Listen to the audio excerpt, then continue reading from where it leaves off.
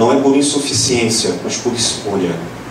Aquilo que Jean Paul Sartre estudou belíssimamente sobre a tarefa de culpar os outros, culpar a vida pelas próprias insuficiências, de má fé.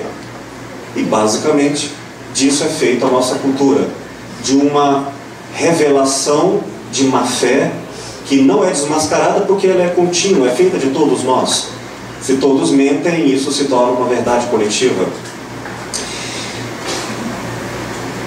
Essa postura de hoje, ela é algo um pouco mais grave daquela antiga mitologia prévia dos gregos, antes da filosofia, a citar Hesíodo em Trabalho e os Dias, quando falava coisas como: por que choveu? Conta a história de semeadores, trabalhadores da agricultura, que recebem, aqueles que trabalham dura e arduamente pela moral da cidade, recebem uma bonificação de Deus, dos deuses, e então chuva para o seu plantio. E os maus, aqueles que abandonaram o trabalho, recebem a desgraça acometida e condenada pelos deuses. Foi a primeira noção de justiça, derivada de uma causalidade que o pensamento ocidental registrou, ainda numa condição mítica. Então os homens são bons ou maus e os deuses tratam disso. De certa maneira, isso acontece conosco. Por exemplo, quando alguém morre, nós achamos que houve uma injustiça, como se a morte não fosse previamente conhecida e sabida de todos. Mas precisamos encontrar um culpado apenas pela realidade. Isso me faz pensar num verbo que eu gosto muito: chover. Gosto desse verbo com um sujeito indeterminado. Acho que quem o pratica, o sujeito que o conjuga, é aquele antigo Deus hebreu do Antigo Testamento, Jeová, que diz que Deus, Ele é aquele que é. Se eu dissesse que Deus é bom, eu não estaria falando dele, mas do que eu elaboro como bondade, e assim eu o vejo com os meus olhos. Se eu disser que Deus é fiel, estarei falando do que para mim é fidelidade, a fim de imputá-lo. Se a ideia de Deus é algo tão supremamente acima do homem, eu nada posso dizer sobre ele. E essa postura inclassificável, inominável, tem grande sabedoria. Vamos imaginar que então eu esteja na rua e choveu. Quem choveu? A maneira de má fé, como o Sartre elaborou, seria: choveu só para estragar meu cabelo. Eu sabia. Choveu por causa disso ou por causa daquilo. E se acontece uma desgraça, eu sabia que é por isso ou por aquilo. Parece que o mundo não existe, tudo sou eu solipsismo. Uma pessoa reduzida aos seus parcos tamanhos, cega, se crendo sábia. Naturalmente, essas pessoas, ao invés de reverem sua visão de mundo, tentam mudar o mundo.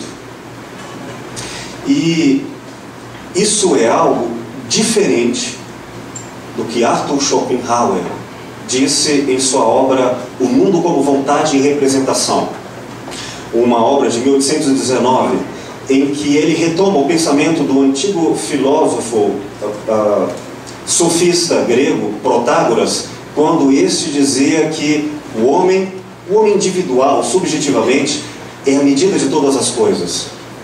E é nesse sentido que Schopenhauer vai concordar. Se você for falar do mundo, saiba que você vai fazê-lo apenas nos limites que o seu olhar alcança. O mundo é maior do que o que você vê, mas você não conseguirá ver além dos seus próprios olhos. Então, ao falar do mundo, de quem nós falamos também? De nós. Ao apresentar qualidades das coisas, falamos segundo as qualidades de quem? Do julgador. O erro, então, deixa de estar na coisa julgada e pertence ao julgamento. E assim nós estudamos o nosso próprio pensamento ao invés de corrigir as coisas, o mundo lá fora. Nos tornamos autores e partícipes disso que é chamado de realidade. Chover é coisa para gente muito sábia. A maioria se arroga na pretensão de que o mundo gira em torno do seu ego. Eu vou dar alguns exemplos de como isso acontece no consultório a partir dessa temática do corpo. Porque corpo não é originalmente de fábrica esse que recebemos no nascimento. Agora, a própria nudez já não é mais reconhecida como autêntica. A nudez, socialmente, em nossa época, é a falta de roupa. Portanto, a roupa parece ser de fato a nossa pele e a nudez um vestimento erótico, quem sabe. Não é mais a ausência, não é a simplicidade, mas carregado de valores. Nosso corpo não é, portanto, um corpo. Nosso corpo é a nossa visão do corpo. Sendo assim, certa vez, há cerca de uns 10 anos atrás, eu atendi um rapaz que tinha um grave e sofrido problema de impotência sexual. Não tinha ereção. E ele estava muito interessado em resolver essa questão, foi aos médicos e do ponto de vista orgânico não havia nenhum problema. Procurou-me na terapia e olha que coisa interessante.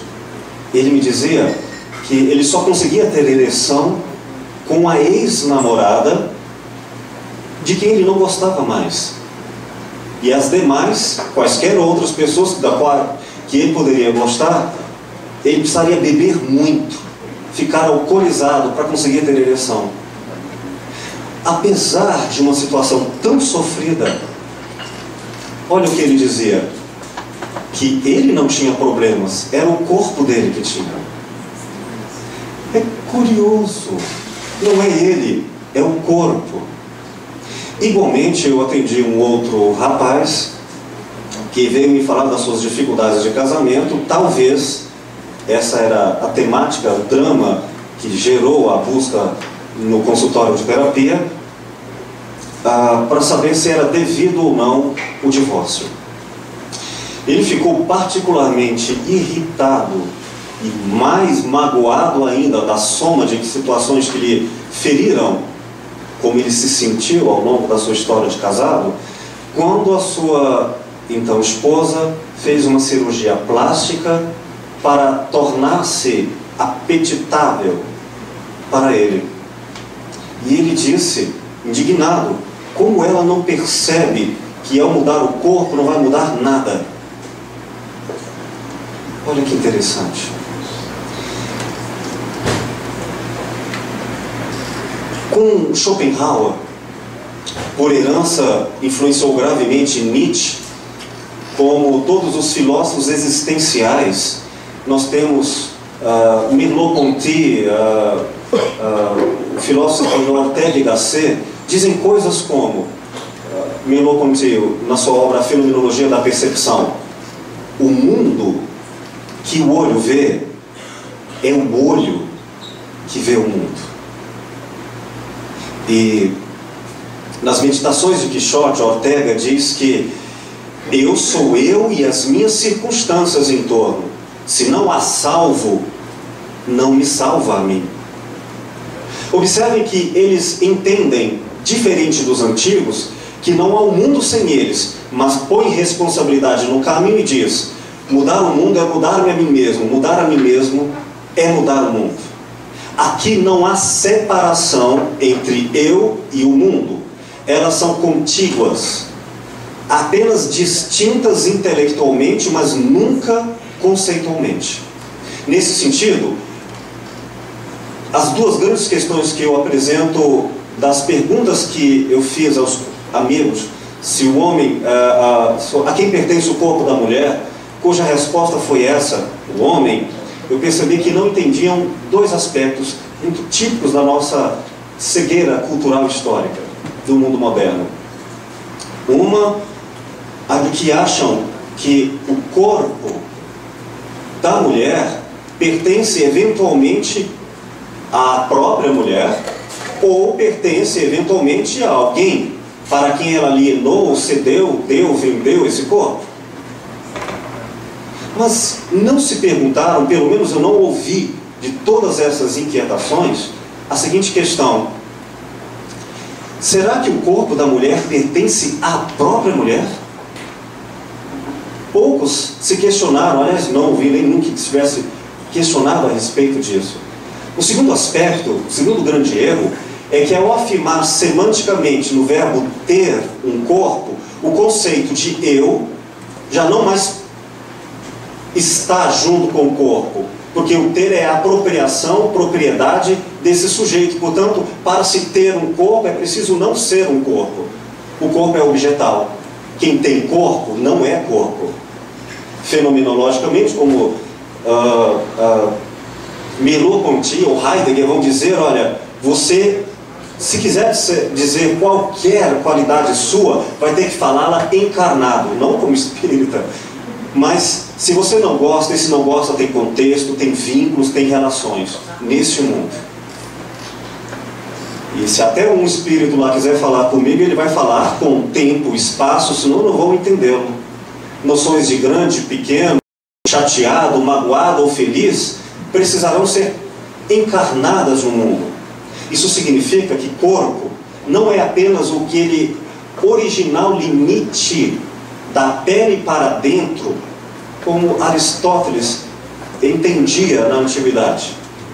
Meu corpo, por exemplo, não é este microfone, não é esta mesa, ou este papel, ou esta pessoa, porque está fora da minha pele. No entanto, na visão fenomenológica contemporânea, corpo é uma extensão da consciência, é um modo de consciência. Não é tendo um corpo, por meio do corpo, mas através do corpo. Este atravessamento havia em Aristóteles, sim, mas a ideia do limite era a pele.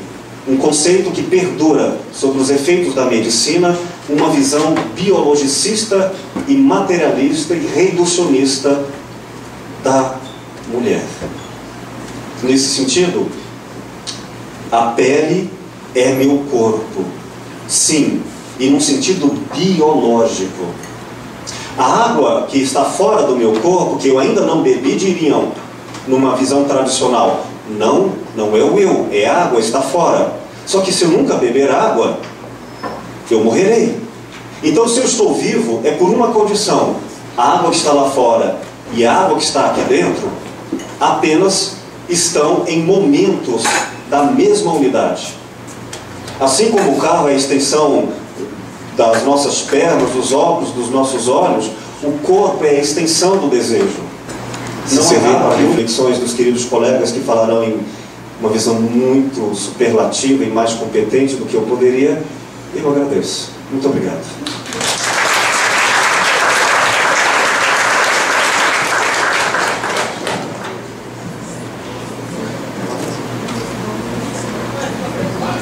Pessoal, eu vou começar invertendo o que seria o natural, mulheres primeiro. O assunto é mulher, e é o portão. Como? Ah, sim, claro.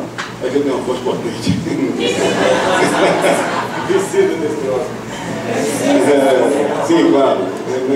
Estou absolutamente fora desse contexto. Veja bem, a minha visada aqui vai primeiro porque o lugar da mulher. O lugar não é meu. O lugar não é meu, não seria meu. E o meu trabalho é exatamente lidar com uma relação, com um contexto onde há mulheres com uma força, com uma potência, com capacidade de resiliência, de instalação, que me fez, inclusive, tomar atitudes na vida em relação ao que eu quisesse do ponto de vista acadêmico. Eu lido com outro tipo de humanística, não reconhecido no Brasil, que é a antropologia física. Daí eu não sei antropólogo, e sim outro antropólogo, né? Trabalho com uma outra relação humanística, onde você pega não consequências, não atos a posteriori, e sim como que de fato esteja acontecendo instalacionalmente. E por lidar com essa coisa do Brasil de dentro e com mulheres sertanejas, o que eu vejo é uma coisa que aponta em direções tão antanhas, que elas estão lá, fortíssimas, presentes o tempo inteiro, com suas marcas absolutamente indeléveis, que me fazem chegar agora e ver nessa pergunta que está colocada, perdoe, aquilo que é o absolutamente óbvio, né? a chegar perto. Ah, entendi, você chegar longe, ok, desculpa. Então, desculpa, gente. Então, veja bem, a gente olha nomes, né, vai vendo ao decurso da história, e que história é essa que nós praticamos, que referência humanística é essa que nós praticamos, em que mundo nós vivemos, a partir de quais referências, quem media isso, quem traduz isso do ponto de vista do que se possa entender como sabedoria organizada e academizada, e consequentemente a prática, né, colocada como disciplina referencial para que você possa compreender isso. E você vai ver que é a Europa, principalmente a Europa do momento renascentista, que abarca isso, retraduz numa visão cristã, principalmente jesuítica, né, que vai dar uma forma completamente estranha ao que seja uma verdade efetiva do curso do tempo, e onde esteja essa mulher, de que maneira ela esteja, e evidentemente como ela provavelmente o fosse, em quais momentos e como esteja agora. As minhas mulheres, as mulheres fundadoras do Brasil, esse país é um país fundado por mulheres, é um país que tem uma história, o decurso dela é descrito na praia, e quem faz a parte de dentro é absolutamente negada, e são elas as mulheres. Essa coisa obedece a uma disciplina que escapa da perversão só por uma razão, pelo que está arranjado do ponto de vista de compreensão do que seja a lógica do perpassar o tempo e disciplinarmente se passar para o outro, e ele possa compreender o decurso histórico, o decurso social, sociológico, o decurso antropológico, etc., etc., como uma coisa que você vai vendo essa grade acontecer e você compreenda nesse gradiente o que seja, né, o contar dessa relação de tempo. Mas a história, na verdade, não é essa. Então, as minhas mulheres começam a partir de coisas como, por exemplo, um exemplo banal. A mulher que está no Oriente, a mulher que está na África egípcia, a mulher que está no contexto tropical da Índia, e que é uma mulher forte, que vai criar, inclusive, o Estatuto da Berlim, que vai criar a Cleopatra, ou seja, a Cleópatra, que todos nós conhecemos como a grande mandatária egípcia. Essas mulheres são importantes para montar economias, e essas economias se tornam fortes e saem de um contexto agrário para se transformar num contexto pastoril, para atender uma demanda masculina, e viram sociedades pastoris, sociedades guerreiras, sociedades fortes, a partir dessas mulheres primeiras. O Brasil não foi diferente. Vou citar algumas, evidentemente que uma conversa dessa tem o seu aspecto informal inevitável, né? Então, para falar, por exemplo, estar, ser, pertencer, quem era a dona Ana Pimentel, por exemplo? Uma mulher mãe de filhos, chega ao Brasil trazida pelo marido, é abandonada na costa de Santos, primeiro na costa do Brasil, no Deus da Bahia, depois na costa de Santos, e ali constrói um verdadeiro império, como que é trazido com ela de Portugal. Os barcos são queimados praticamente, são desmontados para fazer casas, etc. Essa mulher começa a criar uma instalação que é da maior importância para montar um contexto de primeira grande instalação que o Brasil tem, como uma instalação efetivamente brasileira, e ela é feminina, ela é comandada por mulheres. E por que é por mulher? Porque economicamente é assim que se faz, entendeu? Enquanto o marido sai dali, se manda para Calicut, para Goa, para não sei para onde, volta 10 anos depois e encontra um império pastoril montado por essa mulher, e vem continuar ao decurso da capacidade de mando dele, o homem forte, etc., etc., vem se juntar às obras do outro parente, que é o Tomé de Souza, e ali fazem já uma definição, tudo na costa. Eles só invadem isso para fazer incursões que sejam rápidas, pesadas, e voltam, mas quem vai para dentro e permanece, se instala, são exatamente as mulheres. E Isabel, Ana Pimentel não é diferente de Antônia Feia, Antônia Brito, não é diferente de Isabel Guimarães, não é diferente de Joaquina Brava, não é diferente de uma série de mulheres que vão interiorizar essa capacidade de ocupar espaços e fazer dali grandes fazendas que até hoje, a dona Joaquina é uma mulher que tem um histórico jurídico do ponto de vista de pertencimento de espaço que está sendo discutida até hoje em Minas Gerais, né?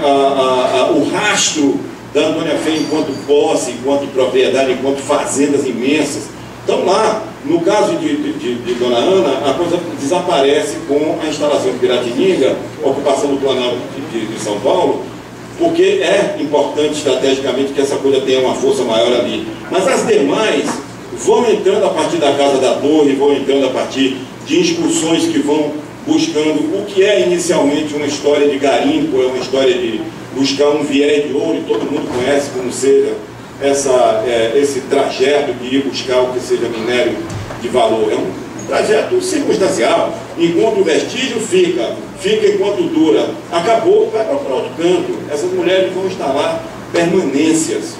Então essas mulheres não são nem pertencem, elas estão. Mas acontece que o registro é zero. Porque a história, dizia um querido amigo e um homem de humanística, não esqueça, a história é um carro alegre, cheio de gente contente. E o carro vai para onde o dono manda. Quem manda, evidentemente, é o grande mandatário. E ele está par e passo à igreja, que é machista, e que diz, opa, tira isso daí. Os exemplos são os diversos que a gente conhece. Os exemplos estão em Maria Quitéria, os exemplos estão em Joana Angélica, estão em quantas outras mulheres combatentes. Os exemplos vêm, por exemplo, para a gente, a partir da questão negra, com Nzinga, que é uma mulher que vai se servir de um exemplo que acontece anteriormente aqui, que é a Cotirene, que é uma grande generala de combate em Palmares, e que não é referida, viva Zumbi, todo mundo brada. Mas cadê a Cotirene, que é a grande mulher que faz a frente de construção da muralha de combate, que é intransponível por quanto tempo, e que vai garantir, de fato, que o quilombo de Palmares seja um lugar tão producente que Porto Calvo se transforma num lugar de economia forte, exatamente porque os excedentes que são produzidos lá, e esses excedentes são produzidos primeiro com as mulheres negras da terra, né? E ela é uma das poucas negras africanas que tem nesse momento, porque em larga escala as mulheres negras vão chegar principalmente a partir do século XVIII, ou seja, atravessar o oceano por 3 meses com 2 ou 3 menstruações, impossível. Então não interessa. O descarte da mulher é uma coisa que absolutamente não interessa ao grande mercador.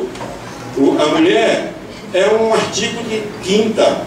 Mas é engraçado, essa mesma mulher terrível, né, é ela quem faz essa definição econômica, essa definição instalacional, que vai fazer com que a agricultagem, com que o próprio pastorado aconteça, com que os vaqueiros que são trazidos e que não são escravizados, né, façam o caminho de ir e vir com as boiadas, invadindo o campo a partir do mando delas e também se envolvendo com outras mulheres e praticando um cunhadismo que vai fazendo com que eles vão naturalmente se instalando e sendo reconhecidos pelos cartórios de igreja como terra pertencente não somente a ele, bem como ao senhor que o contrate ou que o traga e que tem essa mulher como regente, mas o nome dela, zero.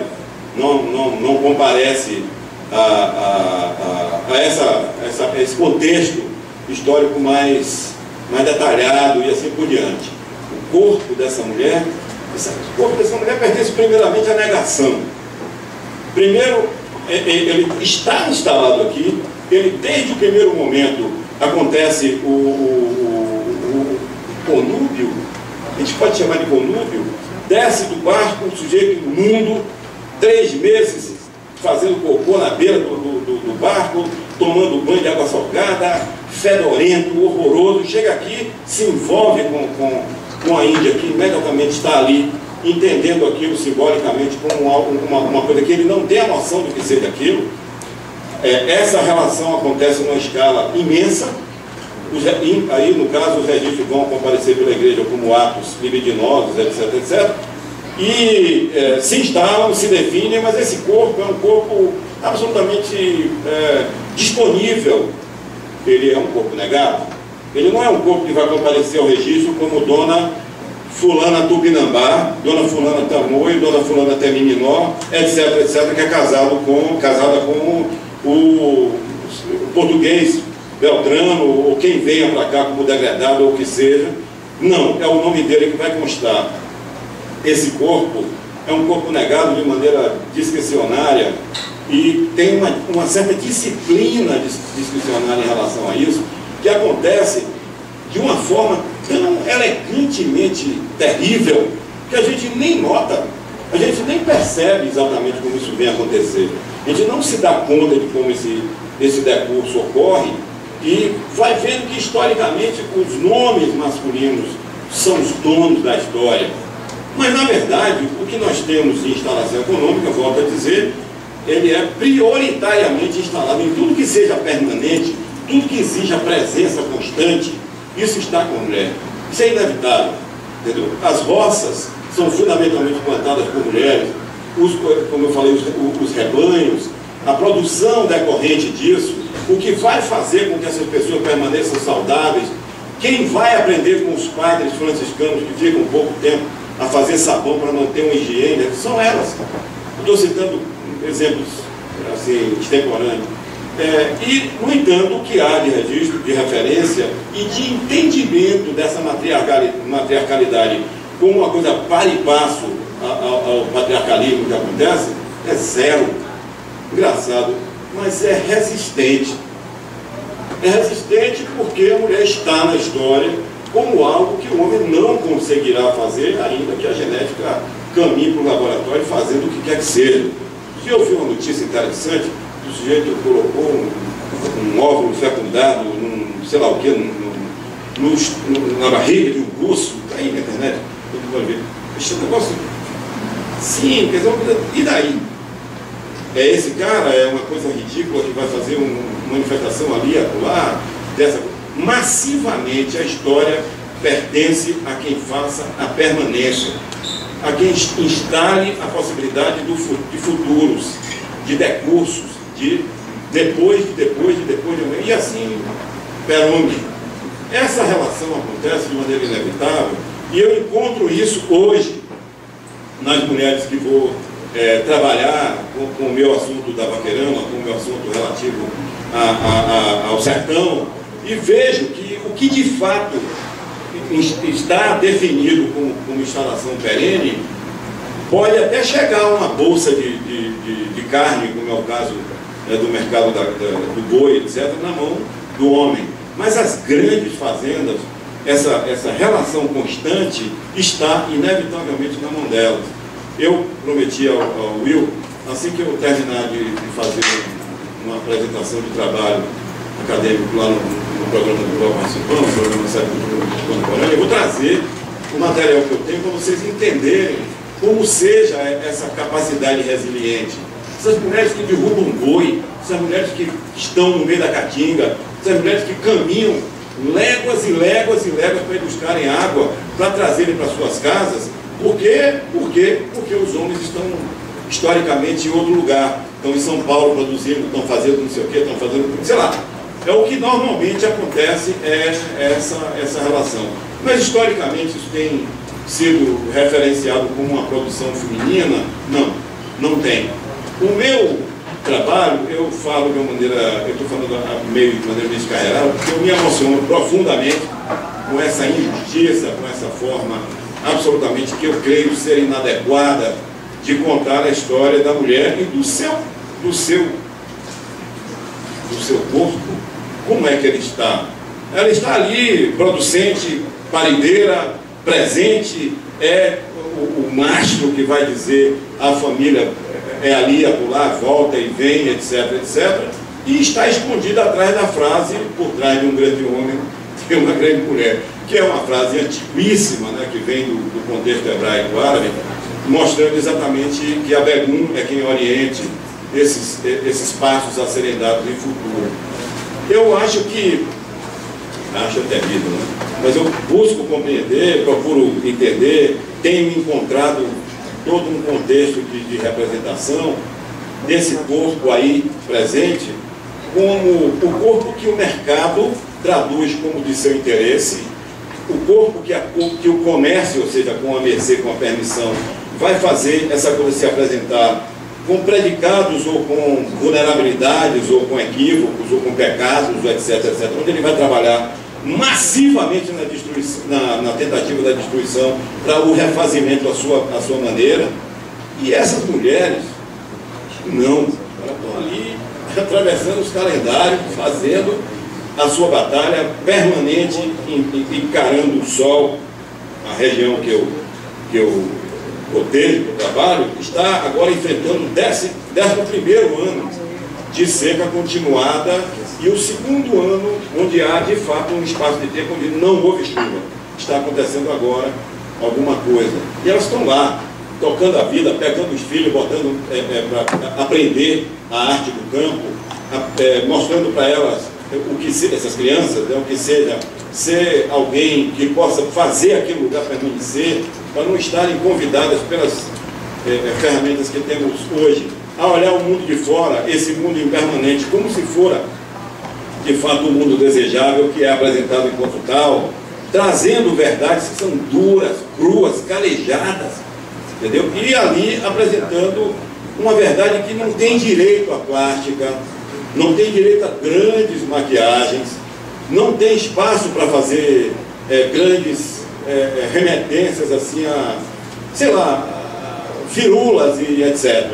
Aí você vai dizer, é uma mulher bruta, e se for? Qual é o problema? Ela está instalada num ambiente que vai cobrar dela exatamente isso. Se ela for uma mulher delicada, uma mulher vulnerável, ela está morta, porque o próprio ambiente cobra dela essa capacidade de resposta. São mulheres masculinizadas? Não, continuam lá exercendo os seus recursos afetivos, as suas maneiras, etc.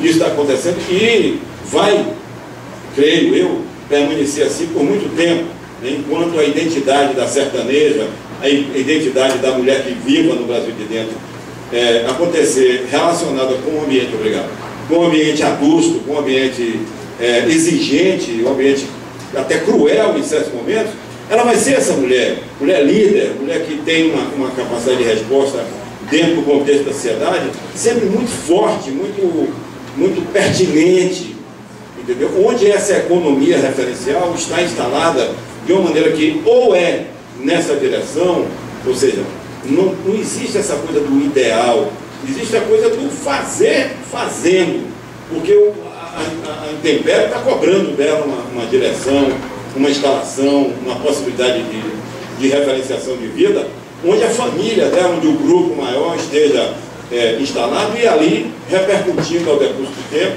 o costume, a tradição, o que seja a lei, né? Essas mulheres são as minhas mulheres.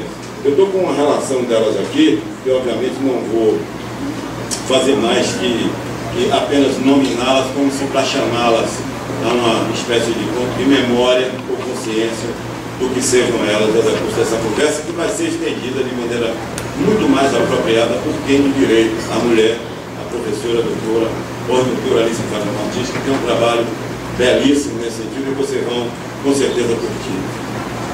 Antônia Feia, Ana Pimentel, Isabel Guimarães, Joaquina Pompeu, Joaquina Brava, né? Catarina Caramuru, ou Catarina Paraguaçu, Maria Quitéria, Joana Angélica, a Rainha Nzinga, a Cotirene, as mulheres sequestradas, as mulheres donas de fazenda, as mulheres líderes empresariais, as mulheres que estão no mundo sendo esses corpos, esse pertencimento.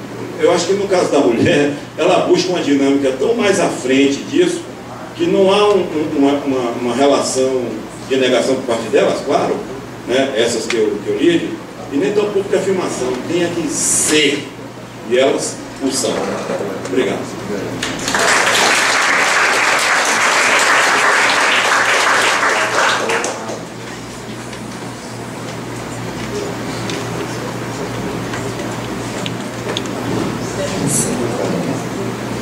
Boa noite.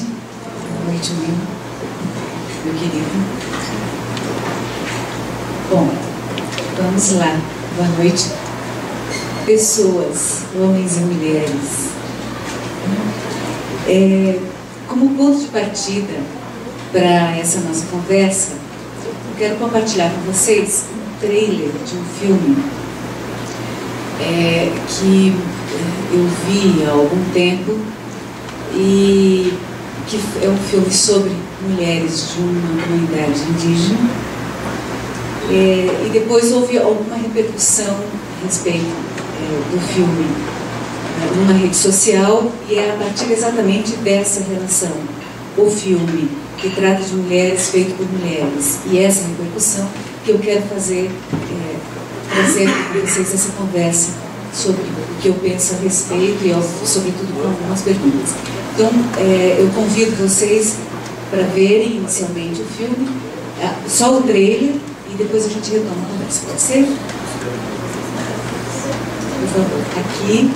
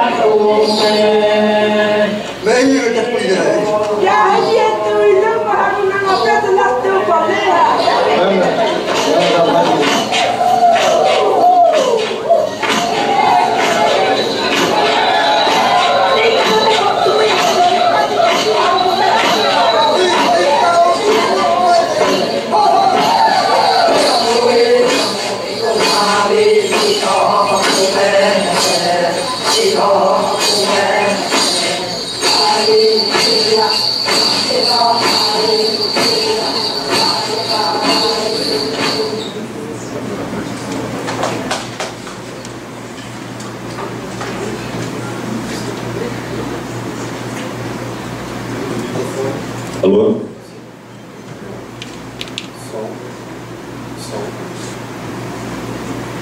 Alô, som. Pronto, ok.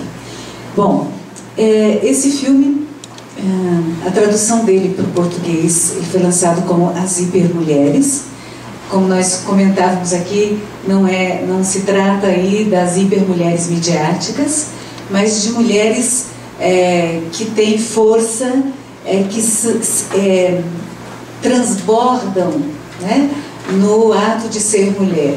Esse filme trata de um ritual, de uma festa numa comunidade Guicuru, e no caso específico, só para falar rapidamente sobre o filme, nessa festa reúnem-se as mulheres da aldeia e as mulheres de outras aldeias, e elas cantam tem todo um conjunto de cantos, e nesse caso específico, a única mulher da aldeia que sabia todos os cantos já estava muito velha, e pressentindo, né, a proximidade da morte, ela estava preocupada, e principalmente o marido, que se realizasse a festa novamente para que ela pudesse ensinar os cantos que a sua sucessora ainda não sabia, para que ela morrendo não se perdesse, né, todos os cantos da aldeia. Então a festa tem toda uma relação com a história das mulheres, tem um mito que envolve a relação das mulheres com os homens, e tem um exercício de memória e de aprendizagem também. Mas também tem a instauração do novo, porque essa festa especificamente incorpora a ideia, né, da produção cinematográfica, que as imagens são capturadas aí por 3 cineastas, um indígena e 2 não indígenas, e o cineasta indígena é casado com uma das mulheres que fazem parte da festa e tem todo um trânsito, então, de acesso aí a espaços de intimidade que os demais cineastas não indígenas não teriam, e que ele tem autorização de participar em alguns momentos que são basicamente femininos, porque a esposa está tomando parte e ela autoriza e o conduz até esses espaços. Então ela é uma festa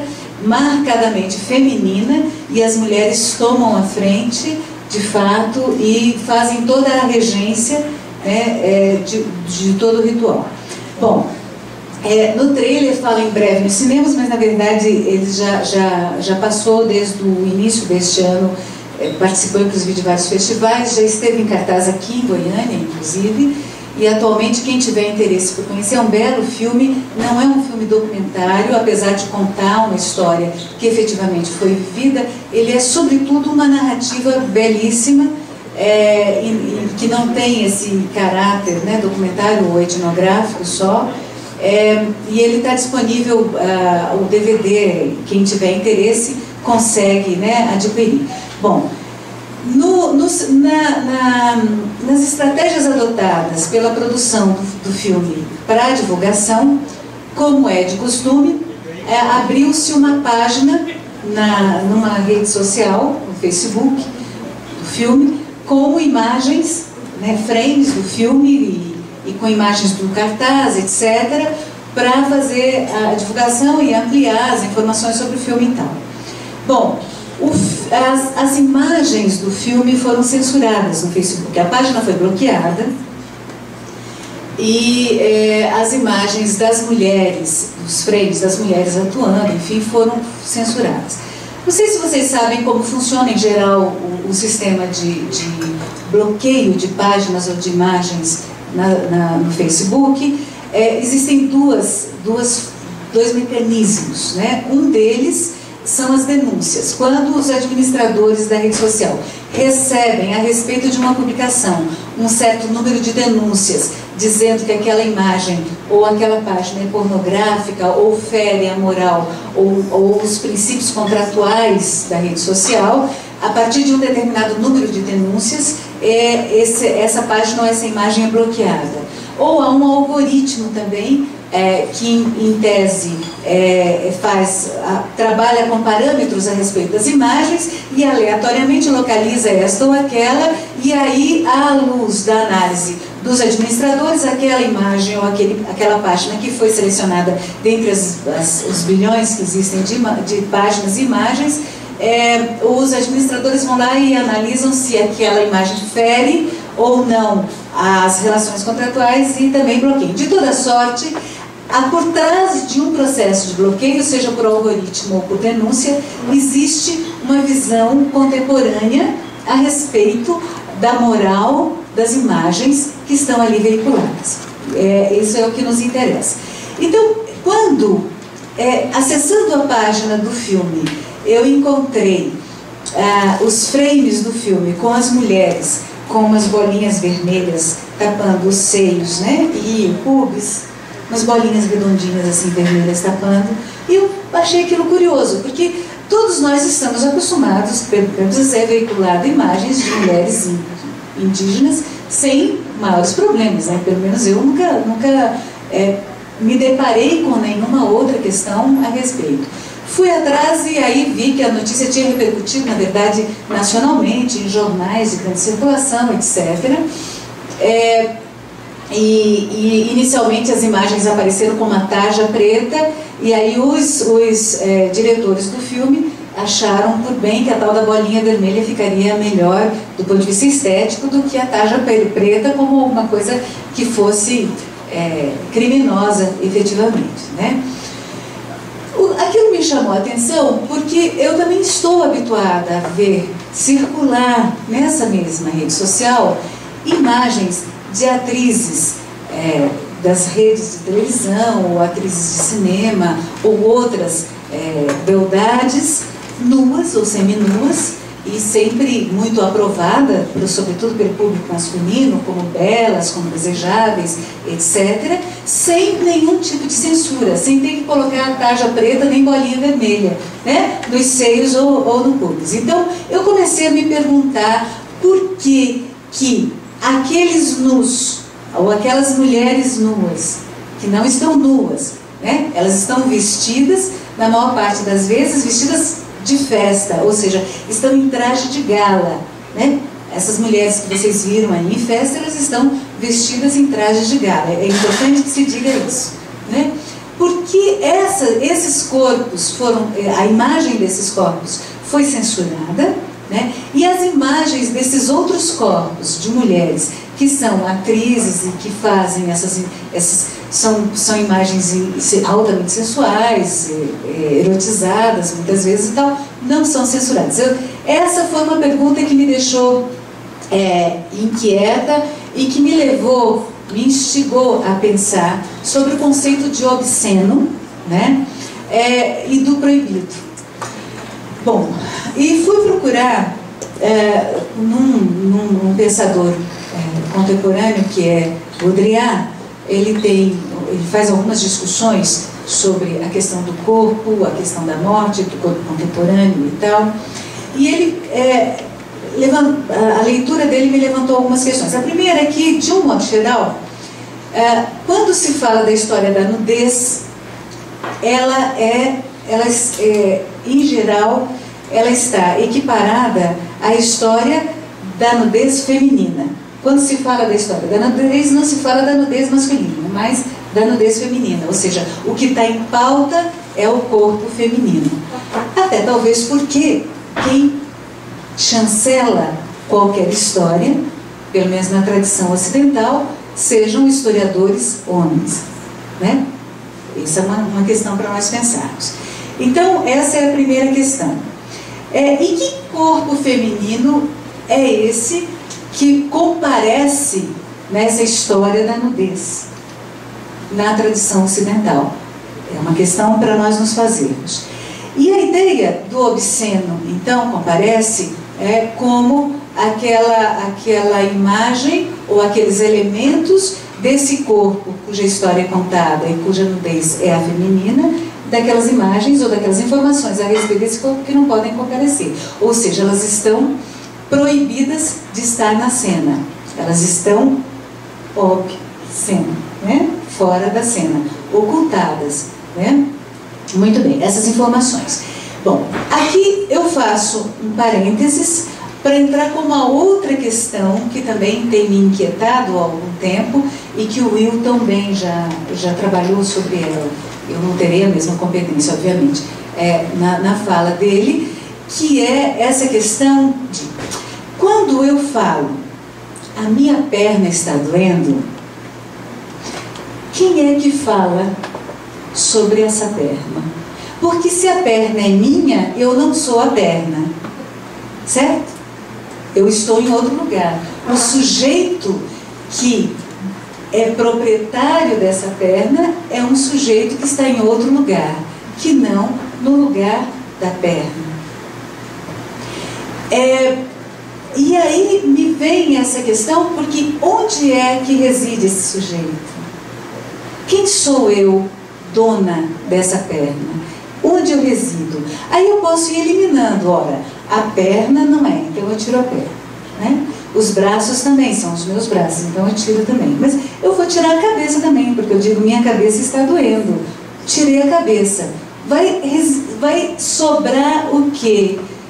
Então, onde eu estou nessa relação com um corpo que é meu e que não é eu?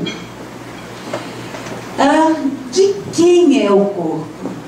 E aí eu não estou pensando, essa pergunta antecede a outra questão do obsceno e das imagens relativas ao filme, né?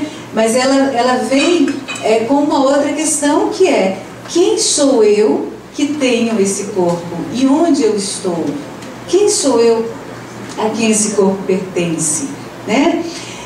Há uma cisão, é um corpo cindido em relação ao sujeito que o pertence, De um lado o corpo, de outro lado essa entidade, que é uma cisão entre corpo e alma, que é uma cisão entre corpo e o sujeito e o espírito, que é Senhor, que rege. Uma cisão entre o corpo e a razão, ou o pensamento, né? Parece que o pensamento pode existir independentemente do corpo. Inclusive, uma das grandes ideias, né, que são cultivadas muito na própria ficção científica, né, e trabalhada como pós-humano, é a ideia de uma superação do corpo como limite. O corpo comparece como um limitador, como um aprisionamento, e eu posso, em algum momento, transcender esse corpo e ser independentemente dele, né? Essa cisão marca muito a nossa cultura, o nosso modo de compreender as relações com o próprio mundo, né? Então essa é uma questão que vem me inquietando muito, e me parece, vendo o filme e pensando essas questões relativas à censura, né, das imagens das mulheres, me parece que há uma relação estreita entre essas duas questões e essas duas situações. Bom, eu retomo então um pouquinho aqui a questão das hipermulheres, porque um dos elementos fortes do filme está justamente na ideia da memória, da aprendizagem, não como uma atividade mental que eu possa exercer com o corpo inerte. Então, se eu quero aprender as músicas, ou se eu quero memorizar as músicas, eu o faço de modo inteiro, fazendo uma atividade, dançando, compartilhando com o outro. Para poder aprender é preciso que seja dessa forma. Então é preciso que eu esteja capinando e cantando a música. É preciso que eu esteja caminhando e cantando a música e repetindo, até que vai chegar um momento que eu vou estar dormindo e vou acordar de repente lembrando da música, porque a música sou eu inteira. E a memória não é assim, não é eu me lembro de cabeça, eu me lembro. É isso a memória. E eu me lembro em ação como eu inteiro, como corpo, né? Agora, esse corpo que essas mulheres, essas hipermulheres do filme trazem, se vocês viram no trailer, é um corpo que conta a história do tempo, é um corpo que vem marcado, né? É um corpo que tem um percurso que envelhece, que tem cicatrizes, né? Que conta já aos partos que já teve, né? E ele é forte exatamente nesse aspecto, nessa densidade de não negação daquilo que ele é, daquilo que ele vive, né? Só que, na contrapartida, é justamente a explicitação dessas marcas que é ali que reside o obsceno. Por quê? Porque essas marcas, elas são indicadoras de algumas questões que para nós são tabu. Por exemplo, a morte. Eu tenho que negar no meu corpo aquilo que ele anuncia da proximidade da morte, por exemplo. No caso, a festa, ela é deflagrada porque uma mulher que é velha sente que pode morrer. Numa cena que é uma cena de uma delicadeza e de uma afetividade extrema, uma mulher mais jovem olha para a mulher mais velha sorrindo e fala assim: coitadinha, vai morrer. E a mulher velha está em silêncio, porque na verdade todos nós vamos morrer, né? Mas eu preciso negar esses indícios no meu corpo para, quem sabe, acenar para a possibilidade de eternidade, de imortalidade, de permanência. Por isso eu nego em mim o envelhecimento. Por isso eu nego em mim as marcas e as cicatrizes que o que eu tenho vivido possa ter deixado em mim. né? Então, essa ideia, aí eu quero fazer um parênteses breve. Eu tenho vivido, hoje talvez as pessoas que convivem comigo já tenham ficado um pouquinho mais convencidas, né? Mas eu durante algum tempo vivi um assédio intenso para pintar o cabelo, né? Então, assim, todos os dias eu tinha que explicar para as pessoas por que eu não pintaria o cabelo, né? E, não, mas você tem que pintar o cabelo porque você vai ficar muito melhor com o cabelo pintado, né? Muito bem. E aí eu me pergunto, de quem é a necessidade de que pintemos o cabelo? De quem é a necessidade de que eu negue no meu cabelo a marca do tempo? É minha? De fato? Será que eu tomo essa necessidade como se minha fosse, mas de fato não é? Essa é uma questão. De quem é de fato a necessidade de que o meu corpo tenha um determinado traçado? É minha essa necessidade?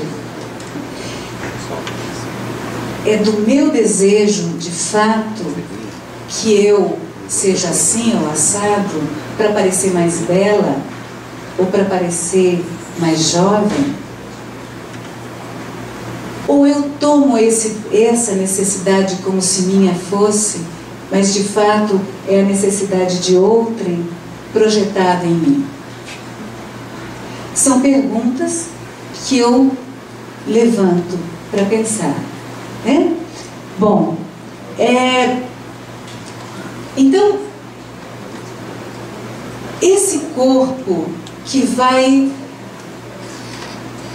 reunindo um conjunto de marcas do caminho, cada marca tem uma história, cada marca tem memória, porque o meu corpo, que sou eu, é memória, ele todo, não é só memória de cabeça.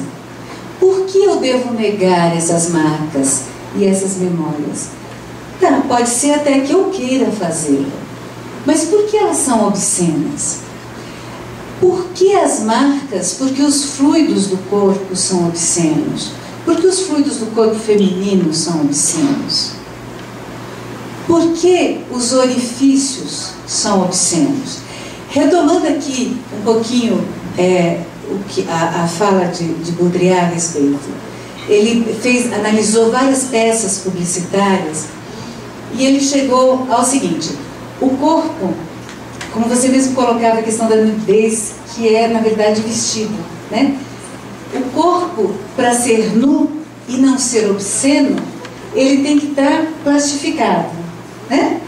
E o plastificado aqui vem em dois sentidos. Vem no sentido de estar encerado, né? De forma que as irregularidades sejam... O Photoshop faz isso, não sei se vocês conhecem a técnica. A gente vai lá e desfoca a parte da pele que tem algumas manchas. Você tira o foco, ela fica aveludada. É uma forma de plastificar, né? Também é a imagem. A gente plastifica também fazendo plástica, né? Tá caído, levanta, né? Põe silicone, fica assim, põe botox, pronto, ficou plastificado. Ou então você de fato vai lá e estica, alisa, né? E tal, aí ele deixa de ser obsceno. É uma forma de vestir o corpo mesmo quando ele está nu, para que ele tenha permissão de ser olhado. O orifício está lá asséptico, limpo, né? Plastificado também. Pronto, assim ele pode ser mostrado e não vai ser considerado obsceno, né? Só dessa forma. É um corpo que vai ficando mais conceitual e menos corpo, né? Cada vez mais. Bom, nesse sentido, eu também quero compartilhar com vocês uma experiência que eu estou vivendo agora, estou em curso, com um grupo de estudantes na universidade, em que a gente tem discutido a questão da educação especial, e nós estamos passando por uma experiência que, assim, a cada encontro, nós fazemos alguma atividade obstruindo um dos sentidos. Então, por exemplo, precisamos pintar e desenhar e tal sem usar as mãos. Ou nos comunicar sem usar as palavras, só por gestos. Ou vamos fazer alguma atividade sem a visão. Fazer isso nos coloca em contato com o corpo de uma outra forma. Força que nós percebamos as nossas possibilidades, adicionando, né, maneiras de estar no mundo que não estamos habituados. Isso tem gerado angústia, muita angústia. Algumas pessoas se sentem muito aflitos, né? Mas também tem gerado possibilidades extremamente interessantes, porque de repente eu descubro possibilidades que eu não tinha imaginado, ou presto atenção a coisas que sou eu mesmo, que eu não tinha me dado conta. Eu me reencontro de uma outra forma, né? Que é uma outra forma, e a fenomenologia vai tratar disso de uma forma extremamente interessante, de me relacionar com o mundo por outros meios e mecanismos com os quais eu não estou acostumado, mas sou eu mesmo.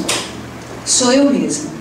E aí eu me lembro de uma situação no hospital, quando, numa sessão clínica, os médicos queriam discutir um problema ortopédico de um menininho de 8 anos. E o menininho estava lá com a perninha na tração, e chegaram os médicos, ortopedistas e os enfermeiros e tal, e o menininho com os olhos arregalados, vendo tanta gente em volta dele, e o médico falou assim: este é o joelho de que eu falei para vocês. Bom, aquele era o joelho. E o menininho estava apavorado. Ele estava em pânico. E os médicos olhavam e viam o joelho, né?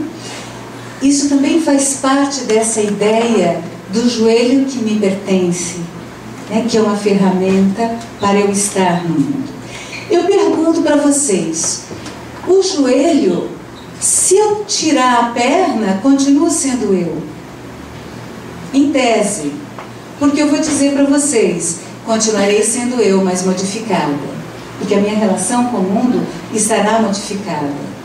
Então, a perna, se ela for tirada fora, serei eu sem a perna modificada. Então, a perna sou eu.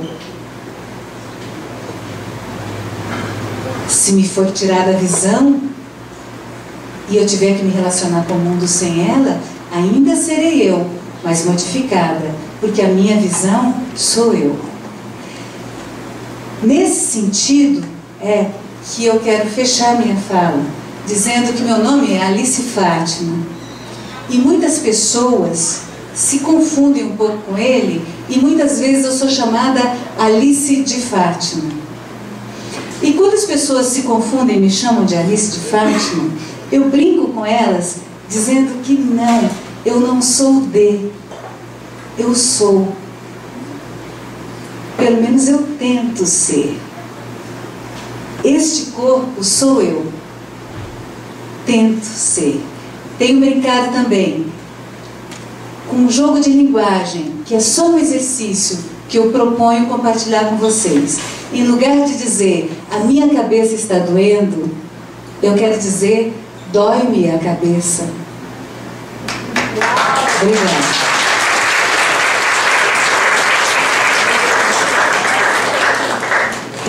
Desse egocentrismo do eu para si o tempo todo. Como que a mulher hoje, essa mulher que não se conhece, que tenta se conhecer, que tenta se colocar nesse lugar do obsceno, que o orifícios e tantas outras coisas da mulher sertanejista, hoje se perdeu tanto com essa mulher midiática. Eu gostaria de saber a opinião de vocês a respeito desse eu. Porque a mulher hoje ela tem e não é. Então, eu, por exemplo, que sou uma mulher que gosto de roupas ousadas, que gosto de transparecer a minha personalidade, muitas vezes sou julgada como uma mulher midiática que não sou, que tento ser. Então, como fica a postura da mulher hoje? Uma mulher que sabe que o tempo do corpo é sagrado, que se respeita, que se ama, e não vê na sociedade esse olhar, não tem essa liberdade. Por exemplo, eu sinto que eu não tenho a liberdade de ser quem eu sou no mundo de hoje, por causa dessa personalidade excêntrica que tem. Eu sou arquiteta, sou uma artista, e me porto dessa maneira porque gosto, porque me sinto bem, não para holofortes e nenhum outro tipo de coisa. Porque venho dessa geração de mulheres guerreiras, mineiras, sertanejistas, tenho essas mulheres na minha família, e diante desse templo do sagrado, vejo em amigas e mulheres, em clientes, no meu dia a dia, mulheres que não se tocam, que não se conhecem. Então, qual é a opinião de vocês também em relação à masturbação feminina? Né? Qual é o posicionamento hoje dessa mulher? Em que lugar ela pode ser, onde se perdeu tanto e se criou uma mulher revoltada e sem personalidade? Obrigada. Muito obrigado, querida. Cada um dos queridos colegas comentando, enriquecendo a questão, e gostaria de dizer que, do ponto de vista filosófico, e mais especificamente da minha prática clínica, como filósofo clínico, é importante que qualquer postura, qualquer, seja válida. Não se conhecer tem um estatuto de autonomia, que é, se verdadeira, diferente do falso conhecimento. Não se conhecer, e com as impossibilidades ou impotências da falta do conhecimento, é um modo de ser. Porque é natural que, em grande parte da nossa sociedade alienada, o reconhecimento do ser-se só é dado àqueles cujo conhecimento representa em sociedade. Nós temos aqui um querido exemplo, o J. Bamberg, que recusa colocar todos os títulos que ele tem, que não são poucos, humilhariam qualquer vaidoso das próprias qualidades, e que ele diz claramente, como antropólogo sabe muito bem disso, como um homem culto e sobretudo generoso, que quando nós no Brasil dizemos doutor, é para tirar a nossa pessoalidade e estabelecer uma relação de poder. É nesse sentido que o conhecimento do se conhecer tem mais a ver com não se perceber do que com autoconhecimento. É com Francis Bacon, em 1600, com a sua obra O Novo Órgão, quer dizer, o novo instrumento, em retomada a Aristóteles, que órgão quer dizer lógica, entre os gregos antigos. E essa nova lógica de Francis Bacon, ele acrescenta um critério do século XVII que jamais foi registrada essa ideia: saber é poder. O saber não é mais próprio da sabedoria do se ser. Antes aquele que sabia era sábio, daí a palavra saber é saborear, saber é experimentar. Não, agora eu posso dar aulas de ética, ter conhecimento de ética e não ser ético. O conhecimento se tornou posse e propriedade, e no mundo capitalista a representação da propriedade pelo conhecimento é apropriação. Então, ter conhecimento, basicamente, é não ser alguém. Isso quando representado em termos linguísticos, o que parece ser mera semântica tem função existencial. A diferença linguística entre por meio de e através de. Por meio de é instrumental, em que eu cito as coisas e as utilizo para me referenciar. Aí eu me torno alienado a elas. Preciso de ter mais coisas para eu ser maior, melhor. No entanto, quando é através de, o meio pelo qual meu eu existe, coexiste em mim. Então, meu corpo, delimitado em princípio pelas linhas limítrofes, ora da pele, ora da roupa, eu posso tratar como propriedade. Mas quando eu faço amor com a minha esposa, esse corpo não é mais meu, nem durante nem depois, porque o corpo é refeito através de uma relação. Então é um corpo relacional. Eu não sou alto ou baixo em mim mesmo, eu sou alto em relação a, eu sou baixo em relação a, eu não tenho qualidades em mim, muito menos para atribuir ao meu corpo, como se fora do mundo eu tivesse esse conhecimento. Todo conhecimento é relativo a, todo conhecimento é subjetivo porque é vivenciado. E nós, com o conhecimento na história da modernidade, desde o século XVII, por 4 séculos, fizemos do intelecto, ou seja, do conhecimento representativo, a perda do se ser, inclusive corporalmente. Portanto, se você não se conhece, eu tomo isso muito mais como qualidade a representar, desde Sócrates até o seu mais íntimo, do qual eu também posso dizer nas mesmas palavras, posso dizer muito mais parabéns do que aqueles que arrogariam citar títulos para se perderem de si mesmos. Apenas eu quero lembrar também, em última palavra, perdoe, eu acabei falando demais, o que significa liberdade nesse conceito de ser com o mundo. Ser aí, ser jogado aí, como diz Heidegger. Eu só posso falar a partir de referências na linguagem que são referências do mundo. Falar de mim e do mundo significa compromisso. Sartre vai dizer, todos nós estamos condenados a ser livres. Você é obrigado, mesmo que para recusar o mundo, a afirmá-lo diante dele, ou de si mesmo. Então, eu só sugiro, não confundir liberdade com Estado democrático ou com conforto. Você é livre, mesmo que outros não lhe deem direitos, mas a liberdade é inalienável. Portanto, seu corpo, você, e como disse a querida Alice, você em si. Tem gente que precisa cair em si para ser inteiro. É isso. Obrigado.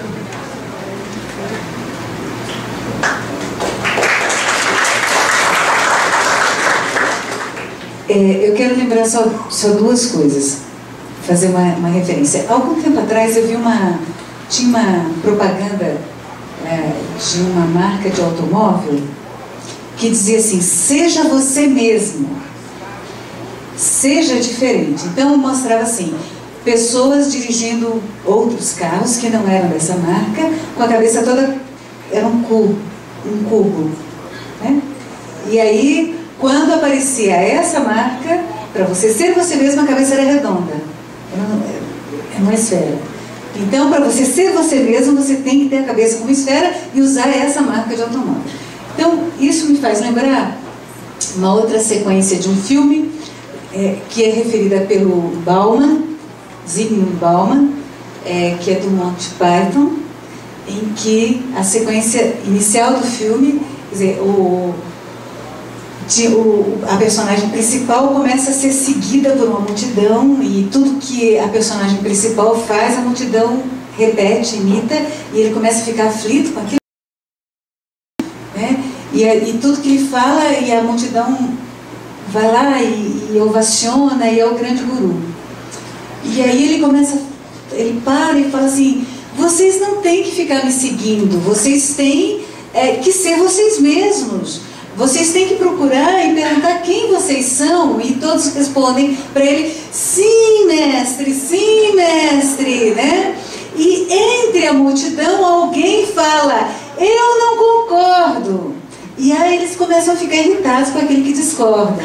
E a personagem principal vai ficando aflita e repete novamente, vocês parem de me seguir, vão seguir os seus caminhos, vão ser vocês mesmos. E ele, sim, mestre, nós vamos seguir o nosso caminho, seremos nós mesmos. E aquela voz que é dissonante no meio da multidão, a multidão quer descobrir quem é para linchar, porque é uma voz dissonante. Veja bem, nós vivemos hoje, na verdade, um paradoxo, né? Quando é que nós, de fato, estamos conseguindo pensar de uma forma que seja mais próxima ou mais afinada daquilo que nós somos? E quando é que nós seremos com mais interesse de uma forma mais próxima? Ou quando nós estaremos dizendo sim, mestre, para aquele que nos diz que nós devemos ser diferente, e estaremos repetindo a voz da multidão? Eu acho que essa é uma pergunta que nós devemos fazer a todo instante. Porque muitas das vezes, quando nós estivermos repetindo o discurso de eu sou eu e sou diferente, quem sabe nós estaremos atendendo, na verdade, a ditadura do seja diferente, que a partir de um discurso que não é o nosso, né? Quando é que nós estaremos buscando eu sou, né? Eu sou. E esse é um exercício para a vida inteira.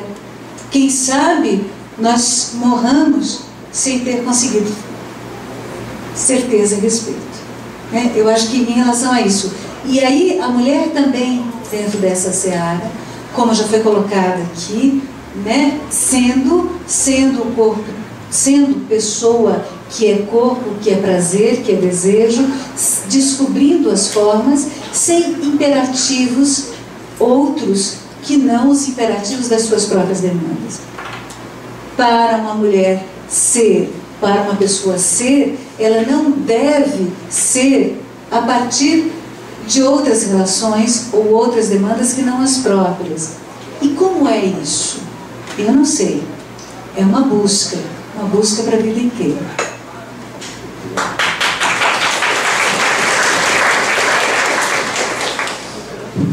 Eu vou começar pelo fim. Vou lhe dizer o seguinte: o mercado tem estado muito atento à questão da masturbação.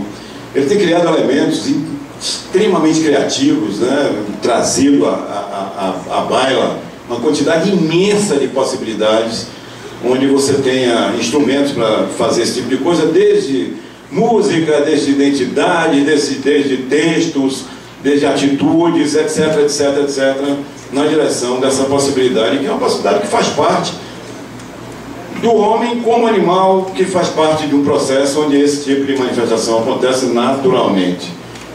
Você perguntou sobre o direito de assim exercer essa possibilidade. É seu. Quem pode dizer a quem quer que seja, a não ser por uma relação médica no sentido clínico, terapêutico, que olha, está machucando, está estragando, está prejudicando, está o quê? Fora disso, faz parte. Eu nasci no Raso da Catarina, no sertão da Bahia. Eu nasci a um quarto de légua de uma mulher chamada Maria Bonita, em tempo diferente, obviamente. As minha mãe, minhas tias, minha avó, minhas tias-avós, etc, etc, que eram mulheres fortes, né, mulheres presentes na coisa, na vida, diziam dela, exatamente dos arranjos dela, como forma de construir uma identidade visual que saía daquilo que todas as outras estavam, inclusive minha mãe pequena nesse ambiente, meu avô permaneceu lá até exatamente esse período, quando graça o fenômeno cangaceiro recente, né, com o Lampião, a partir daí a coisa tomou outro rumo, dizia exatamente isso, que ela tinha um processo de afirmação muito forte com o tipo de identidade visual de roupa, e de fato está aí documentado em coisas extremamente interessantes. Além do Benjamin ter feito um filme, Benjamin Abraão feito um filme interessantíssimo, tem também o Frederico Pernambucano, que tem um livro lindo chamado Guerreiros do Sol, que fala disso com muita clareza, etc. A sociedade tem um comportamento hoje muito na prateleira, muito da disponibilidade de você enquanto alguém efetivamente ali exposto a uma relação de compra e venda, onde o seu corpo vai fazer parte disso, como uma espécie de ente disponível para receber ou disponibilizar alguma coisa para essa relação, onde o grande mediador seja o mercado e, consequentemente, a economia do dinheiro pesado em cima disso. Hoje, olhar alguém que não tenha feito um pequeno pinte aqui é quase uma raridade. Você tem o direito de fazer isso? Você está exercendo isso? No meu ambiente, onde isso esteja contextualizado a partir do que eu referi aqui, do que eu coloquei, é muito raro você encontrar esse tipo de coisa, até porque você não pode estar muito exposto a condições, a não ser as velhas cirurgia de vesícula, as reconstituições e suspensões de útero, etc, etc, que já são uma modernidade incrível, assim, né? Quase que, olha, eu estou me atualizando o que está acontecendo com a mulher citadina do interior, né, e não a mulher que está efetivamente no campo. Isso não há como uma coisa obrigatória, não há, porque não é uma coisa que se apresente como uma coisa necessária. Mas as mulheres que eu conheço, elas têm, por exemplo, quem vê Dona Lil, minha querida amiga vaqueira, linda, vestida com o seu encoramento, no seu paramento de couro, né, que é uma coisa assim que você para, fala, meu Deus, é uma instituição, é uma coisa assim que você... É uma visão incrível você olhar para aquela mulher, que era um topo, assim, forte, feito uma coisa, assim, uma força da natureza, vestida com aquela roupa, montada ou num cavalo ou numa moto, não é? E tocando a vida, mãe de seus 3 filhos, com o marido que está não sei aonde, sei lá, cumprindo outro tipo de destino, e ela está ali, lá para quando ela está conversando com vocês, saca da bolsilha do gibão, né, um filtro, um batom e borra a boca, assim, e fim de papo, está resolvido o problema dela. O ambiente onde ela vive exige essa, eu digo resiliência, eu não digo rusticidade, entendeu? Rusticidade é o que vai acontecer como o composto que a faça ser uma mulher, nesse tempo, com a história pregressa dela toda, trazendo para encontrar o novo, encontrar o alimento acondicionado industrialmente de outra maneira, e que ela tenha que conviver, por exemplo, o império da margarina na cozinha da sertaneja, entendeu? O ovo galado pela fábrica, entendeu? E não pelo galo, e assim por diante. Essas coisas que a gente vai encontrando e que ela vai ter que se relacionar com isso, que é inevitável. Comer o pão com expansor, não mais fazer, e ela se liberta disso através do seu cuscuz, da sua carne de bode, etc, etc. Então, são mulheres que dialogam com frentes muito diferenciadas, e quando se instalam, tem uma foto linda de um goiano, meu amigo querido, que todos devem conhecer, de Morrinhos aqui, o Rui Facchini, num casamento acontecido aqui, acho que pé de posse. A noiva é uma coisa assim, um negócio belíssimo, aquela mulher roxa, de forte, com aquele batonzão, aquela coisa, aquela sobrancelha forte. É isso. Não gostou? Vire a página. Não é assim que a gente faz quando tem esse registro? Porque lá a gente não vai. Lá a gente não conhece. Então eu acho que o direito de ser é a única possibilidade que você de fato tem. Ou você assume isso e assim o seja, ou vá se negando por aí e se enchendo de 1000 histórias compridas e o quê? Outro dia encontrei uma menina linda, uma mulher goiana, um caso à parte, né? Um negócio que falar de menina linda no Goiás faz até uma agonia. Mas, menina, por que você quer essa lente? Tira isso. Ela tirou de um olho cor de mel, coisa mais linda do mundo. Faz parte de um contexto onde ser é a questão.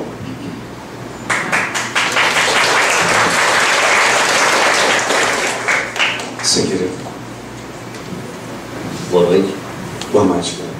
Seu nome aqui. Gostaria primeiramente de cumprimentar a todos, o Will, Alice, Jota, e todos aqui muito bem-vindos, e a todos aqui presentes. Professora Alice, primeiramente meu nome é Natan. Eu sou muito fã do pensamento moderno do Baudrillard, e a senhora citou ele, e eu gostaria que a senhora desse uma aprofundada aí nesse pensamento, onde ele fala aí nas suas estratégias fatais e trocas simbólicas sobre a concorrência das coisas.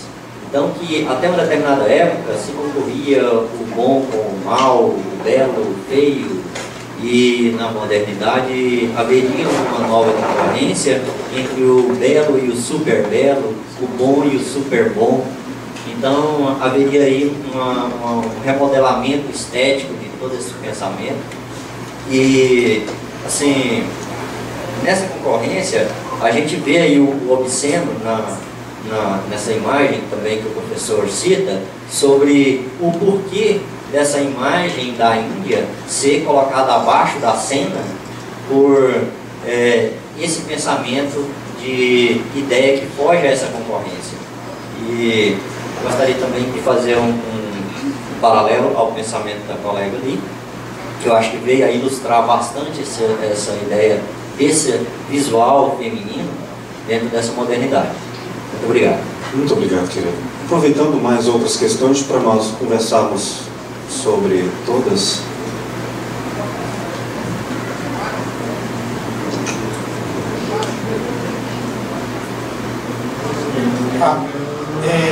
Boa noite a todos. Meu nome é Yuri Brandão, sou presidente da Juventude Socialista de PDT e acadêmico de Direito formado e estudante de Ciências Sociais da UFG.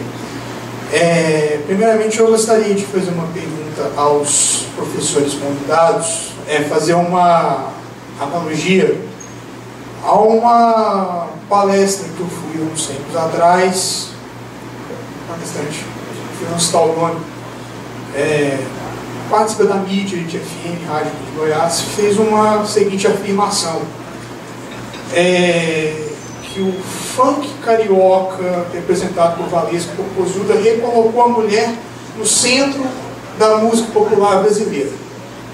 Então, eu gostaria assim, que vocês fizessem uma correlação, o significado que tem a mulher no Brasil. Eu posso aqui colocar Anitta Garibaldi, eu posso colocar Maria Bonita, Nara Leão, Elis Regina.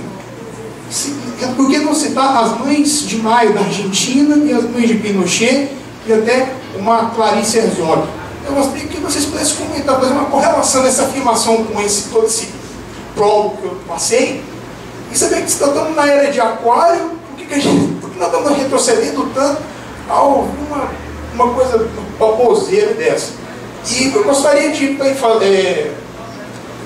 referir aqui a que a professora disse, e o que a primeira colega falou, está um pensamento que a mulher, ela não precisa colocar em trejeito, não precisa mostrar ser mais do que é. Ela é o que é e acabou. E a mulher, ela tem os seus mistérios.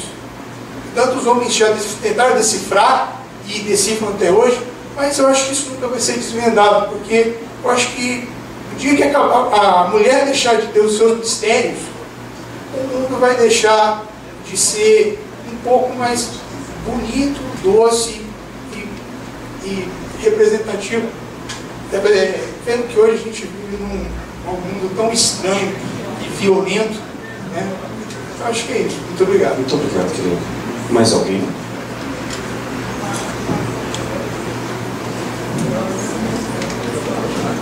Boa noite a todos. Boa noite, André Luiz. Eu queria só trazer duas películas aqui para provocá-los.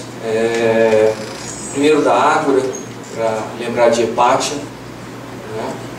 Para citar uma filósofa aqui da Periga, e de uma passagem que eu gosto muito do filme, que é quando o Oreste, um dos seus discípulos, se declara apaixonado, e ela vai para o púlpito e com um lenço e o joga no chão,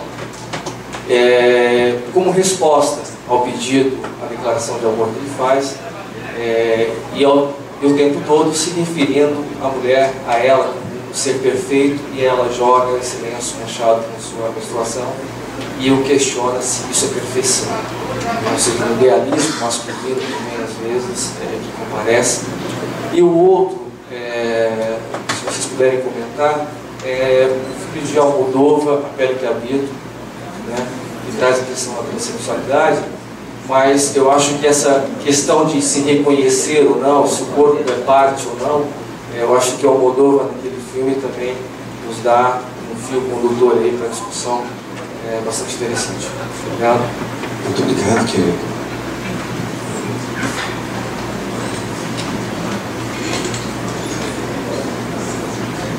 Então, vamos dar continuidade, a gente depois abre novas questões. Emílio Brandão, voltando à tese de Sartre, goste ou não, o ser humano é responsável. Ainda que escolha a irresponsabilidade, isso não isenta de colher os seus efeitos.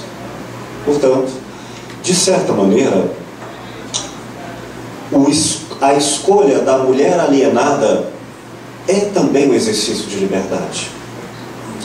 No consultório, eu, entre várias dos dramas que se me procuram em busca de alternativas de modos de ser, estão conflitos entre casais, o que é muito comum. Só que geralmente não são os dois que estão presentes, é apenas um. E se acontece de apenas uma das partes do casal aumentar o grau de consciência, lucidez, responsabilidade, intimidade consigo, com as necessidades menos alienadas, com maior autonomia, o que é um benefício pessoal, aumenta o grau de distanciamento, de comunicação e até de empatia com o outro. Então o crescimento de um é a falência dos dois enquanto casal.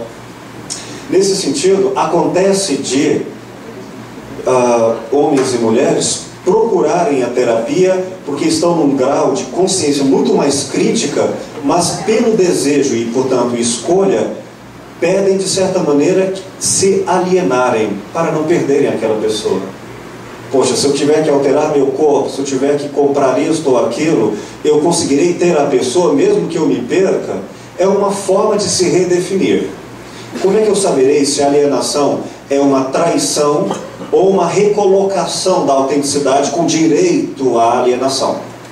É simples. Um guerreiro se sente bem na guerra, mas aquele que faz um discurso de guerreiro e vai para a guerra e não aguenta, ele começa a ter todos os sintomas de quem se trai e não suporta a máscara por muito tempo. Então, se essa funkeira está feliz da vida, no que ela própria entende por feliz, e toda a representação popular, penso eu, igualmente encontra nessa forma alienada, que é diferente da nossa, mas não é talvez mais, é legítima.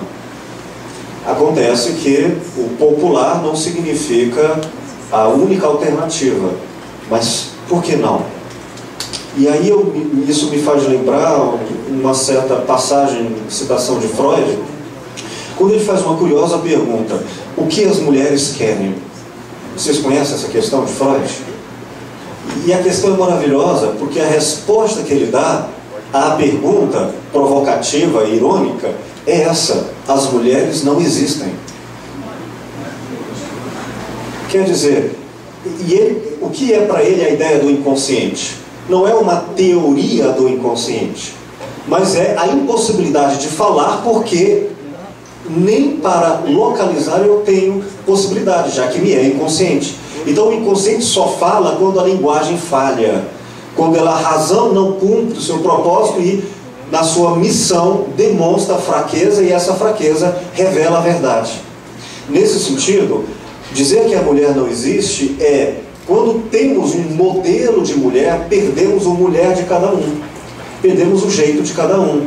Para a psicanálise freudiana, do qual eu vejo grandezas maravilhosas e também problemas imensos, não há o homem e a mulher, porque são conceitos teóricos. O corpo do homem não é necessariamente hominal, não é necessariamente masculino. Isso nós vamos registrando ao longo das formações do caráter em sociedade, a tal ponto que, sei lá, o menino senta de uma determinada maneira e vão dizer: isso não é jeito de homem sentar, ou não é jeito de mulher sentar. Então o corpo vai sendo valorado, e depois de algum tempo de treino, o corpo já se torna masculino ou feminino. Mas não há homossexualidade, por exemplo, no inconsciente. Homossexualidade, na verdade, é uma condição de contato consigo mesmo na relação com o outro. O que nós podemos falar é homossexualismo, teoria de defesa dele. Então eu acho que, sem falar em uma tese de em defesa ou em acusação dos alienados, tudo é de direito. Se não funcionar, procure outro, né? Querido André, quando você fala sobre a empate aqui, que exemplo maravilhoso, belíssimo. Eu não vi o filme A Pele que Habito. E essa grande filósofa, que marca a morte dela, é tão significativa, desta grande filósofa, isso do 3º para o 4º século depois de Cristo, que é a morte dela, por muitos historiadores, que marca o início da Idade Média, o início das trevas, quando o cristianismo deixa de ser uma experiência subjetiva e íntima, privada, e se torna estatal e uma regência obrigatória para todos sobre a recusa à morte. Então, a maneira como ela se deu para se formar foi de tanta liberdade que nem a morte disso a retirou. Ela fez a escolha de ser celibatária, de não ter homem, porque no estatuto social da época, ter um homem era servir a ele, e ela precisaria servir à ciência, à filosofia, ao saber. Então, ao negar o corpo, vamos supostamente dizer que ela fazia isso, era uma maneira corporal de ela existir. Não há autotraição no celibatarismo, não há autotraição na negação de algo, se isso é uma afirmação como modo de essa mulher é tão extraordinária que ela e será para sempre uma referência de o fim de uma época e o nascimento da escuridão. A sua morte, como a de Sócrates, se faz necessária para lembrarmos do nosso perdido caminho. Belo exemplo, obrigado. Bom, deixa eu tentar retomar aqui algumas coisas, não quero me delongar muito, porque eu queria ouvi-los mais um pouco, mas eu quero retomar pela provocação do Natan, né? Falando brevemente, que eu acho que o que o Baudrillard nessas questões traz, muito brevemente, é que justamente o corpo cru, não adianta ele ser belo, é preciso que ele se torne conceitual, né? E aí o hiperbelo, né? O mais belo, exatamente. Essa é a grande questão na nossa hoje, né? A partir eu me detive mais no estudo que ele fez das peças publicitárias, né, das mulheres, e do corpo nu feminino. E então não basta que a mulher seja bela, é preciso que o corpo belo seja apresentado de uma determinada forma, né, e esse nu vestido de uma certa nudez, que é muito mais conceitual e que de alguma forma acene no embate contra a morte, né? Ou seja, aquele corpo que é capaz de se apresentar dessa forma, ele é um corpo que elimina de sua imagem qualquer notícia da morte possível, né? Essa é a grande luta. E essa me parece, aí tentando fazer uma ponte, e eu não estou muito certa dela, mas é só um exercício, com o que você colocava, Brandão, né, da questão do espetáculo, né? A questão me passa muito por aí, né? Que é a grande questão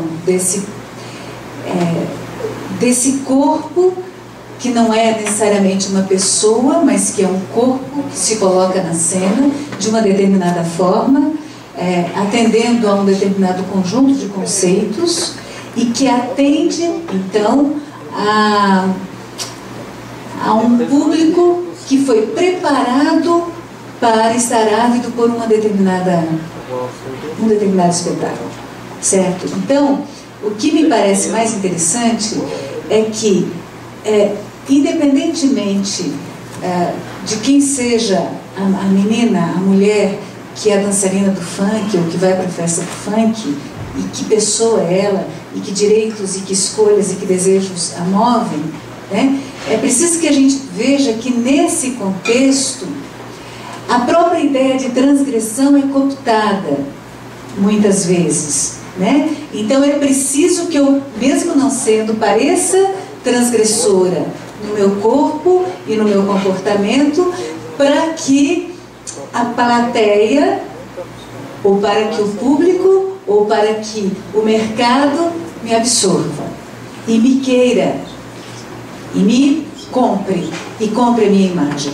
Daí, talvez seja uma pista para a gente pensar por que é que top models, meninas mulheres que usam ou que disponibilizam o corpo que elas são como cabide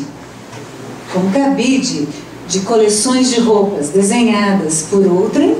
Sim, são corpos que funcionam como cabides, né? Quanto menos brilhantes, eu já ouvi isso de um modista, tá? Quanto menos brilhantes, quanto menos digital própria essa personalidade desse cabide tiver, tanto melhor para desfilar na passarela. Ela tem que atender um conjunto normativo, né? Porque elas ganham muito mais do que outras mulheres, por exemplo, que educam, por exemplo, que preparam alimento, por exemplo, que costuram, por exemplo, que cantam, que varrem as ruas, que estão fazendo isso, né? Eu acho essa me parece que essas questões, as duas questões que vocês apontam para mim, para pensar esse tipo de contexto de relação. Veja bem, eu não estou em momento algum negando ou tirando de uma top model, de uma dançarina de funk ou de quem seja o direito dizer eu quero, eu sou isso. Mas eu estou querendo entender isso na relação de um contexto, né? Das relações de poder, de força, das relações econômicas, etc., que estão implicadas e que nós somos isso também, né? E finalmente eu quero acrescentar o que você trouxe. Eu não vi o primeiro filme, eu conheço A Pele que Habito, né? Almodóvar é um cineasta instigante, por esse exercício de diferentes lugares e de diferentes pontos de vista, né? De se colocar dentro e fora, de ser e não ser, né? De estar e não estar. Ele experimenta por meio das personagens, né? Esses diferentes lugares. Eu acho que isso instiga muito e suas narrativas são muito instigantes. E eu quero trazer um outro dado, lembrando o que o Will falou sobre a Frida Kahlo, que eu me lembrei do filme também, enquanto você falava e você trouxe essa referência do cinema. Frida Kahlo, de alguma forma, vem passando por uma espécie de censura também, não como Hipermulheres, mas próxima, que recentemente tem uma imagem da Frida Kahlo circulando na internet, nas redes sociais, em que ela passa por um tratamento. Sabe aqueles programas Transformação, que tem vários programas televisivos de auditório? A Frida Kahlo também passou por isso. Então fizeram a sobrancelha dela, tiraram o buço, tiraram as manchas. Ela ficou linda, linda ela. Bem ao modelo, bem a imagem, né? Dessas figuras que estão aí plastificadas, enceradas na hiperbeleza, né? De que, de novo, retornando à questão que você colocava do Baudrillard, ou seja, que é essa figura como deveria ser conceitual e não como a mulher frágil, sofrida, que sentia dores e que estava ao quebrado, né? Eu acho que, não sei se eu costurei um pouquinho as questões que vocês colocaram, mas vocês me provocaram nessas relações. Você já imaginou responder alguma coisa a vocês depois disso? Evidentemente que é impossível, né? As coisas contextualizadas de maneira infinitamente melhor. Eu me lembro, ouvindo a fala de vocês, uma coisa que eu possa fechar mais ou menos assim. Eu acho que nós estamos vivendo uma época onde as relações de mercado estão se apossando de uma série de possibilidades, de uma série de práticas que estão levando as pessoas a essas hipermanifestações. Não basta ser uma pessoa, não basta ser um corpo, não basta ser um cidadão, não basta ser uma cidadã, não basta ser um homem ou uma mulher. Tem que estar explodido de valências que o mercado acate como efetivamente interessantes. Eu só consigo depreender essa coisa dessa maneira. E aí eu juntaria a Vanessa Popozuda, colocada pelo meu amigo, que ontem eu olhei uma mulher vendendo a virgindade novamente. É uma coisa maravilhosa um negócio desse.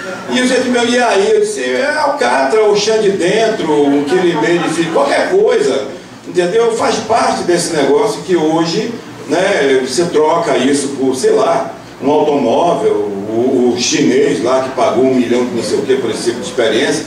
Porque, na verdade, o que faz essa coisa acontecer e as perguntas surgirem nessa direção desses hipervalores, dessas hipervalorações, desses explodimentos de possibilidades, se essa neologia pode acontecer, é exatamente essa noção de valência que você hoje tenha que ter para se fazer presente de uma maneira percebida ou compreendida como presente, né, numa realidade que a gente tenha que ver que história seja essa, que realidade seja essa. Outra coisa, a negação, no caso, né, de uma vida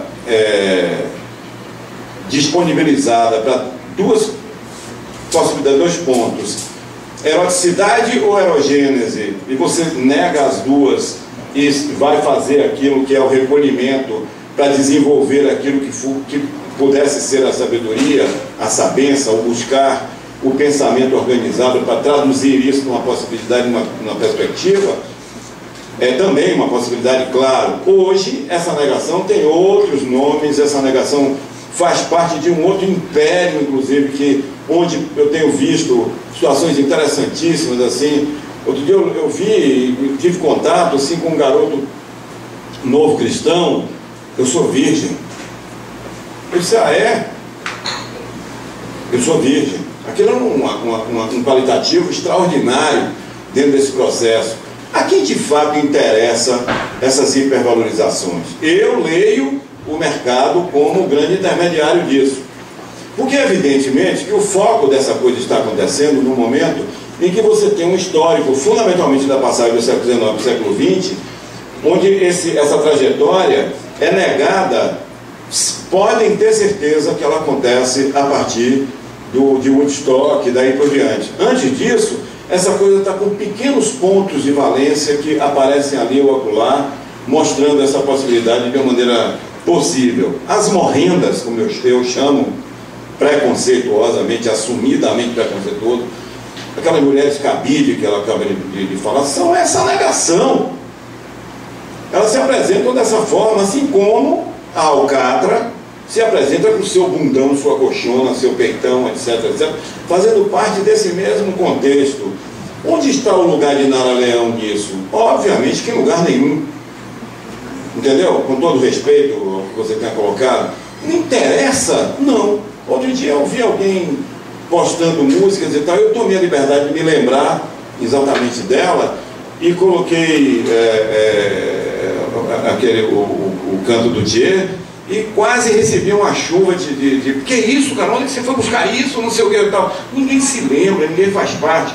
O mercado do episódico está fazendo com que essas coisas venham para a prateleira de maneira modal.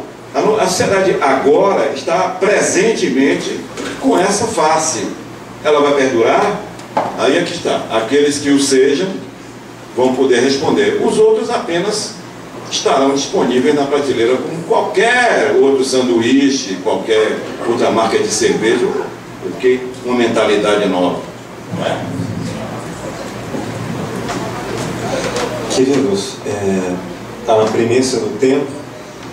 Gostaram do encontro de hoje? Muito bacana. Eu quero passar o microfone para que os queridos possam dizer suas, não últimas, as mais recentes palavras desse nosso encontro.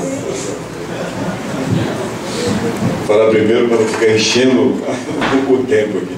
Estou muito feliz de estar aqui e discutir essa coisa que, engraçado, eu falo da mulher sempre de maneira muito compungente, muito tocada, é uma coisa que mexe comigo de uma maneira muito forte, sempre.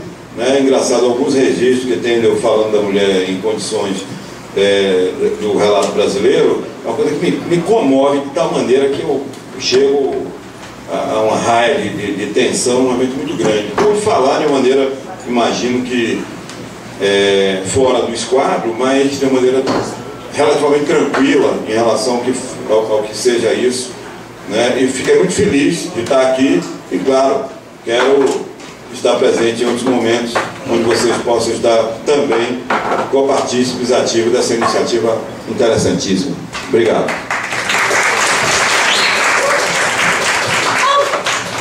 Bom, eu quero agradecer o convite do querido Will, agradecer sua confiança, né?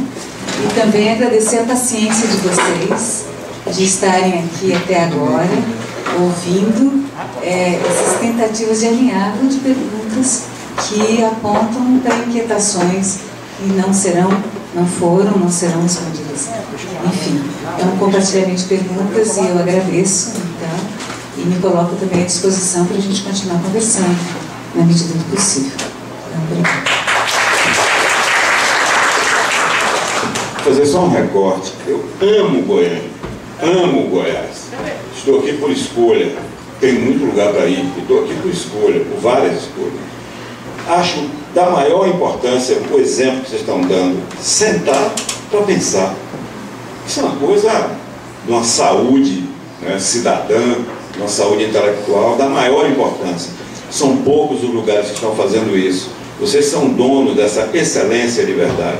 Mantenham isso, que isso é um tesouro precioso. E estimulado por essa pessoa incrível que é o mundo. Obrigado.